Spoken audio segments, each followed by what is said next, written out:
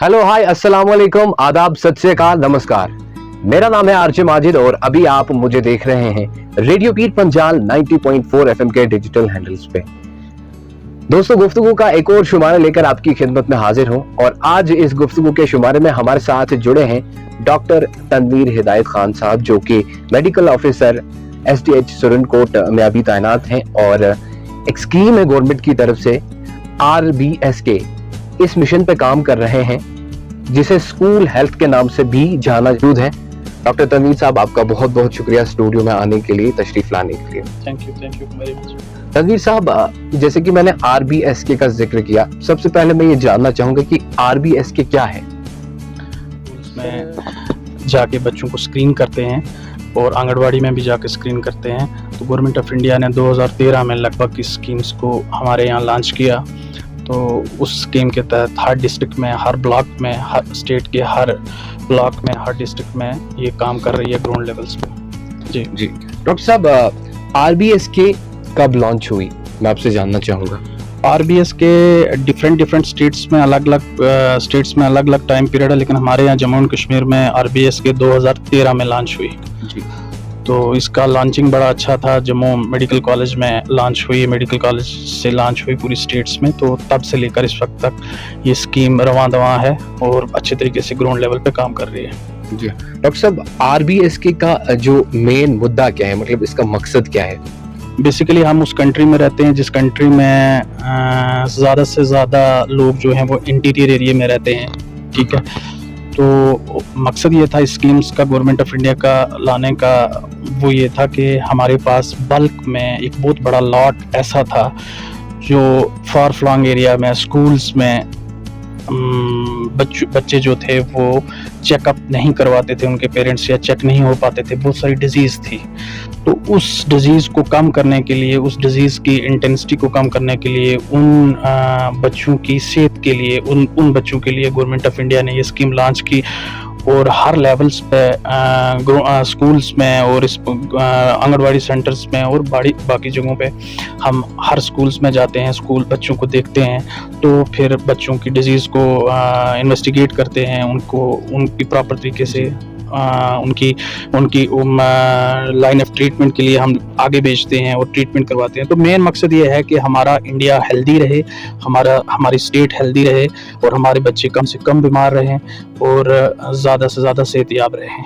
इस स्कीम का मेन मकसद ये है। जी बिल्कुल, मेन स्कीम का मकसद ये है कि हमारा जो इंडिया है हेल्दी रहे। RBS किस तरह से डील करता है लोगों के साथ? देखिए, RBSK का एक बहुत बड़ा नेटवर्क है। उसमें मैं ग्राउंड लेवल्स पे आऊँगा, सबसे पहले ब्लॉक लेवल पे आऊँगा, फिर डिस्ट्रिक्ट लेवल पे, primary, secondary and tertiary levels. Primary levels पे, ब्लॉक लेवल्स पे अलग अलग एक टीम बनी होती है। एक फीमेल डॉक्टर्स रहती हैं, एक मेल डॉक्टर रहता है, एक फार्मासिस्ट रहता है, एक नर्स रहती हैं, प्लस गवर्नमेंट ने हमें एक व्हीकल्स प्रोवाइड किया हुआ होता है।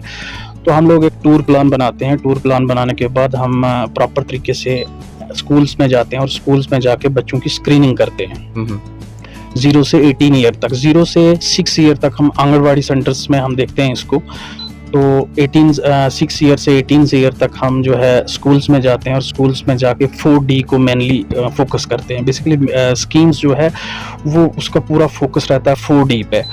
अब 4D आपके सामने आ जाती है। सबसे पहले आपके डिफेक्ट्स आ जाते हैं कि कोई भी बच्चा डिफेक्टिव पैदा हुआ है या उसको कोई डिफेक्ट है।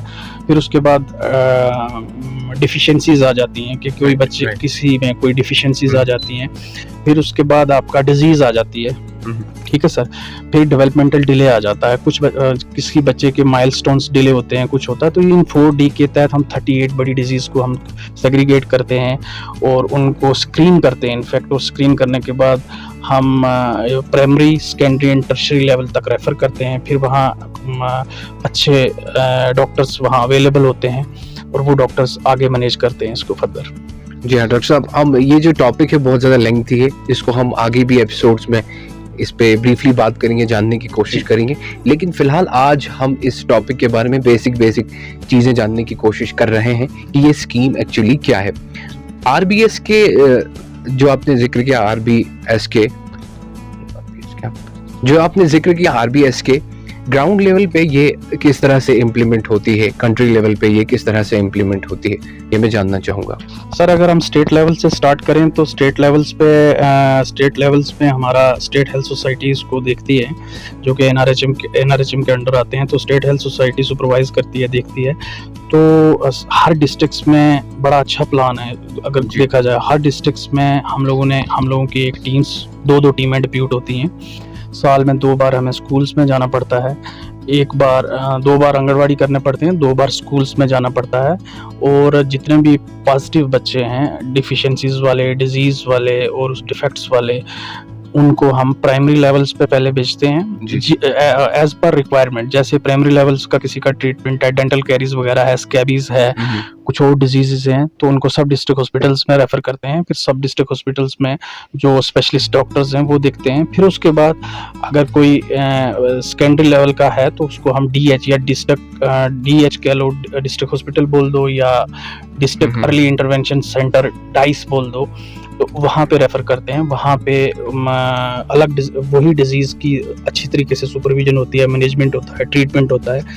फिर वहाँ से अगर कोई बच्चा, किसी को हार्ट की प्रॉब्लम है, कोई बड़ी डिजीज़ है, रिएक्टिव एयरवेज डिजीज़ है, हार्ट की कोई डिजीज़ है, क्लेफ्ट पैलेट है या क्लेफ्ट लिप है, सर्जिकल इंटरवेंशन की ज़रूरत है, तो उस लेवल्स की जो डिजीज़ हैं उनको हम रेफ़र करते हैं टर्शरी लेवल्स पे।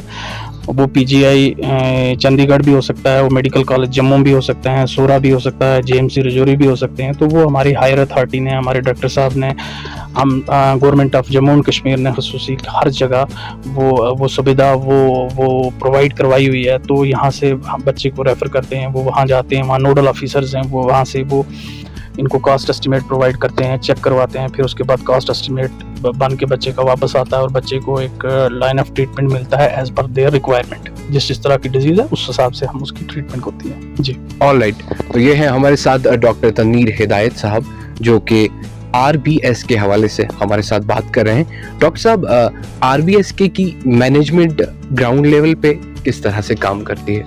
जो टीमें ब्लॉक लेवल्स पे काम करती हैं उनको फुली सुपरवाइज करते हैं BMO साहब, ब्लॉक मेडिकल ऑफिसर साहब। और उसके बाद हमारा डाइस है, डाइस में मंथली मीटिंग होती है हमारी।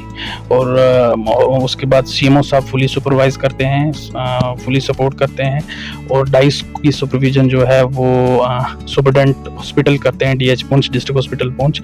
इसी तरह हर डिस्ट्रिक्ट में एक नेटवर्क बना हुआ है, ब्लॉक लेवल से डिस्ट्रिक्ट पे और डिस्ट्रिक्ट से स्टेट पे, और ब्लॉक लेवल्स पे BMO देखते हैं, डिस्ट्रिक्ट लेवल पे CMO देखते हैं, और स्टेट लेवल्स पे नोडल ऑफिसर्स देखते हैं RBS को, और उनको कंट्रोल जो करते हैं हमारे डायरेक्टर साहब करते हैं। ऑलराइट डॉक्टर साहब, सबसे जो इम्पोर्टेंट सवाल मुझे लग रहा है कि लाइन ऑफ ट्रीटमेंट इसका कैसे होता है? सबसे पहले तो हम 38 बड़ी डिजीज़ हैं। सबसे पहले हम डिफेक्ट्स को देखते हैं, डिफिशिएंसीज को देखते हैं, डिजीज़ को देखते हैं, डेवलपमेंटल डिले को देखते हैं। तो बच्चों को स्क्रीनिंग करना एक बहुत बड़ा लॉट होता क्या था कि बहुत सारे गरीब लोग थे, बहुत सारे इंटीरियर एरिया में लोग रहते थे, बहुत सारे पेरेंट्स जो थे वो मतलब इतने अच्छे इकोनॉमिकली इतने स्ट्रांग नहीं होते थे कि अपने बच्चों को वो ले जाएं, और इन चीज़ों में रहते थे कि जी जादू टूना ये कुछ इस तरह के मिथ्स में थे। हाँ, तो मिथ्स में लोग सर्वाइव करते थे। तो गवर्नमेंट ने ये स्कीम जब लाई तो उन मिथ्स से बाहर निकाल के ये दिखा कि डोर स्टेप पे, स्कूल्स के हर डोर स्टेप्स पे आपके पास एक क्वालिफाइड डॉक्टर आ रहा है, मेल फीमेल, और उसके बाद आपके पास एक अच्छी टीम आ रही है जो आपको स्क्रीन करती है। और स्क्रीन करने के बाद आप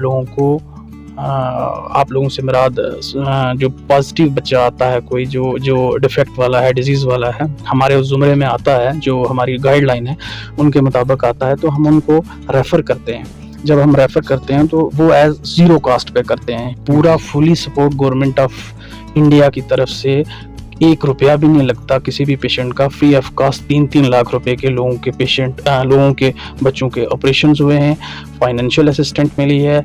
और प्राइमरी लेवल पे अस्पताल से फ्री दवाइयाँ दी जाती हैं, सेकेंडरी लेवल पे दवाइयाँ दी जाती हैं, और टर्शरी लेवल्स पे जितनी भी सर्जिकल इंटरवेंशंस होती हैं वो हमारे यहाँ डायरेक्टर साहब से फाइनेंशियल असिस्टेंट होती है। ये सब कुछ इस चीज़ के लिए किया जा रहा है कि एक हेल्दी इन्वायरमेंट क्रिएट किया जाए, एक ब्यूटीफुल इंडिया बनाया जाए, और एक स्कीम्स को ज़्यादा से ज़्यादा ग्राउंड लेवल तक पहुंचाया जाए, और ताकि एक हेल्दी स्वस्थ इंडिया रहे।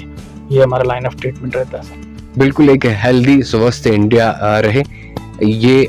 डॉक्टर साहब जो फिर एक बात आती है, फिर से एक सवाल यहाँ पे खड़ा होता है कि फाइनेंशियल असेसमेंट कहाँ से होती है? बेसिकली डाइस से जब एक, जैसे एग्जांपल से मैं आपको समझाता हूँ, जैसे हम सुरनकोट ब्लॉक से एक बच्चे को रेफ़र करते हैं, क्लेफ्ट पैलेट है या क्लेफ्ट लिप है, उस बच्चे को हमने स्कूल्स में देखा या AWC में देखा, आंगनवाड़ी में देखा, तो हम क्या करते हैं, एक फॉर्म भरते हैं। फॉर्म भरने के बच्चों को स्क्रीन किया, स्क्रीन करने के बाद फॉर्म भरा, फॉर्म भरने के बाद हमने बच्चे को रेफ़र कर दिया डाइस में, डिस्ट्रिक्ट अर्ली इंटरवेंशन सेंटर। ये हमारा पुंछ में है, इसमें स्पेशलाइज्ड टीम है, एक डाइस मैनेजर बैठते हैं वहाँ पे जो इन रेफर्स बच्चों को वहाँ मैनेजमेंट करते हैं, ठीक है जी। वहाँ काउंसलर्स हैं, अलग अलग फैकल्टीज़ के एक्सपर्ट लोग हैं, ठीक है सर। तो जब वहाँ बच्चा पहुँचता है तो वहाँ हम डिस्ट्रिक्ट लेवल पे मज़ीद और सर्जन से या जिसकी भी रिक्वायरमेंट है उसको चेक करवाते हैं, फिजिशियन से भी चेक करवाते हैं, और साथ में डाइस मैनेजर साहब क्या करते हैं, एक लेटर बनाते हैं अगर रेफ़र होता है बच्चा। पहले तो सर्जरी का यहाँ इंटरवेंशन हो जाती है, अगर नहीं हुई तो रेफ़र करते हैं टर्शरी लेवल के लिए। तो उस सिलसिले में क्या रहता है कि वो लेटर बनाते हैं, एक तो भेजते हैं, जैसे मेडिकल कॉलेज राजौरी में, मेडिकल कॉलेज जम्मू में, श्रीनगर में।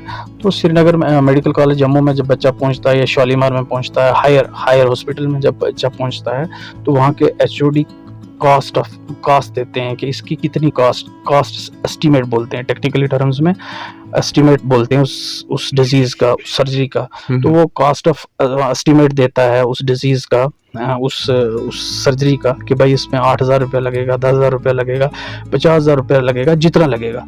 वो कॉस्ट एस्टीमेट जो है वो हम फाइल के साथ लगाते हैं और डायरेक्टर साहब से सेंक्शन लेते हैं। तो डायरेक्टर साहब जो हैं वो फाइनेंशियल असिस्टेंट रिलीज़ कर देते हैं उस HOD के अकाउंट में या उस हॉस्पिटल के अकाउंट में कि भाई आपने फलां बच्चे की सर्जरी करनी है और आपको इतना अमाउंट गवर्नमेंट ऑफ इंडिया ने सेटल किया है। मान लो किसी डिजीज़ के लिए 1,800 रुपया, किसी डिजीज़ के लिए 2,000 रुपया, जितना भी कॉस्ट एस्टीमेट आएगा, वट एवर इट इज़, तो उसके मुताबिक वो जो है फाइनेंशियल असिस्टेंट हमारे डायरेक्टर साहब जो हैं वो रिलीज़ करते हैं। वो हर एनुअली करते हैं, 6 मंथ से करते हैं। जैसे जैसे उनके पास फाइलें पहुँचती हैं वैसे वैसे वो फाइनेंशियल असिस्टेंट की फाइलें होती रहती हैं रूटीन में होती रहती हैं। 2 दिन के बाद, 3 दिन के बाद, 1, 2, 3 लगातार चलती रहती हैं। आज रियासी डिस्ट्रिक्ट की है, कल पुंछ की है, परसों राजौरी की है, तो लगातार वो फाइनेंशियल असिस्टेंट होती रहती है। तो बच्चों की सर्जरी जो है वो टर्शरी लेवल्स पे होती रहती है। इस तरह हमें फाइनेंशियल असिस्टेंट मिलती है। बाज़ दफ़ा यहाँ थोड़ा सा एक वैक्यूम क्रिएट हो जाता है, लोग कहते हैं जी कि जल्दी हो जाए। थोड़ा सा गवर्नमेंट का प्रोसेस है, इसमें थोड़ा सा टाइम लगता है। गवर्नमेंट का प्रोसेस है, इसमें थोड़ा सा टाइम लगता है, लेकिन अच्छा होता है, नीट एंड क्लीन होता है और बड़ा साफ शफाफ है। और स्टूडेंट्स के लिए और ख़ासकर जो बच्चे बीमार हैं उनके लिए इससे बेस्ट ऑप्शन कोई नहीं है। बिल्कुल, मैं भी हमारे सुनने वालों को यही कहना चाहूँगा कि ये जो स्कीम है इसके बारे में आप और पता कीजिए अगर आप अवेयर नहीं हैं, और इससे फ़ायदा उठाएं। डॉक्टर साहब, क्या लोगों को इस बारे में पता है, इस स्कीम के बारे में, और जिन्हें नहीं पता है तो वो आपके साथ कैसे जुड़ें और कैसे कांटेक्ट करें इस स्कीम के बारे में? सबसे पहले तो मैं सारे लोगों से रिक्वेस्ट करना चाहता हूं पर्सनली, और इस स्कीम का मेंबर होते हुए भी, और आपके माध्यम से भी रिक्वेस्ट करना चाहता हूं कि गवर्नमेंट ऑफ इंडिया की बहुत ब्यूटीफुल स्कीम, सारी ब्यूटीफुल स्कीम्स हैं, उनमें से एक स्कीम RBS की है। और इस स्कीम्स का पूरे तरीके से आप लोग फ़ायदा लें और अपने बच्चों को ज़्यादा से ज़्यादा स्कूलों में भेजें, ज़्यादा से ज़्यादा स्क्रीन करवाएं, बल्कि ना डरें कि डॉक्टर आके ये कर देंगे। स्क्रीन करवाएं बच्चों को, और स्क्रीन करवाने के बाद सबसे बड़ी चीज़ ये कि आप टर्शरी लेवल पे अगर आपको डॉक्टर रेफ़र करते हैं किसी डिजीज़ को लेके, किसी डिफेक्ट्स को लेके, किसी डेफिशिएंसीज़ को लेके, तो आप प्रॉपर तरीके से आप डाइस जाइए, आप डिस्ट्रिक्ट हॉस्पिटल जाइए, आप CSC जाइए, आप PHC जाइए, जहाँ जहाँ डॉक्टर रेफ़र करते हैं वहाँ जाइए और जाके अपना लाइन ऑफ ट्रीटमेंट लीजिए। गवर्नमेंट ऑफ इंडिया की तरफ से बिल्कुल फ्री ऑफ कॉस्ट स्कीम है, और इसमें किसी से कोई पैसा नहीं लिया जाता। सिर्फ स्कीम का मेन एम ये है कि हमारे ना डिफेक्ट्स हों हमारी न्यू जनरेशन्स में, ना डिफिशेंसीज़ हों हमारी न्यू जनरेशन्स में, ना हमारी डिजीज़ हों हमारी न्यू जनरेशन्स में, और एक हेल्दी, ब्यूटीफुल, स्मार्ट इंडिया बने और हमारी नस्लें जो हैं वो सुधरे, ना कि इस चीज़ में जाएं कि किसी मिथ में इन्वॉल्व हों। बिल्कुल ठीक है sir. Thank you so much doctor साहब हमारे साथ बात करने के लिए। ये थे डॉक्टर तनवीर हिदायत खान साहब जो हमें बता रहे थे RBS के हवाले से जो कि गवर्नमेंट ऑफ इंडिया की स्कीम कई सालों से चल रही है, लेकिन कुछ लोग इस बारे में जानते हैं, कुछ लोग इस बारे में नहीं जानते हैं। जो नहीं जानते हैं वो डॉक्टर साहब से कांटेक्ट भी कर सकते हैं, जो कांटेक्ट डिटेल्स हमारे डिस्क्रिप्शन में मौजूद हैं। और आज के लिए बस इतना ही। आपका बहुत बहुत शुक्रिया, आप स्टूडियो में आए, तशरीफ लाया। Thank you very much. RJ Majid signing off. अगर आप भी कोई भी ऐसा टैलेंट देखते हो, सिंगर, म्यूजिक